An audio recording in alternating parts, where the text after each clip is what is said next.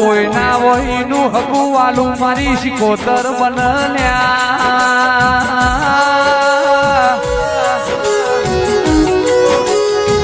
એ ધૂલી સતનો માજો જોડો દેવની વેળાથી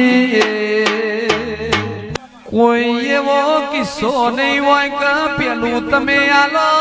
પછી તમને દેવ્યાલા મનખો અવતાર સહીમને માલા નહીં લ્યા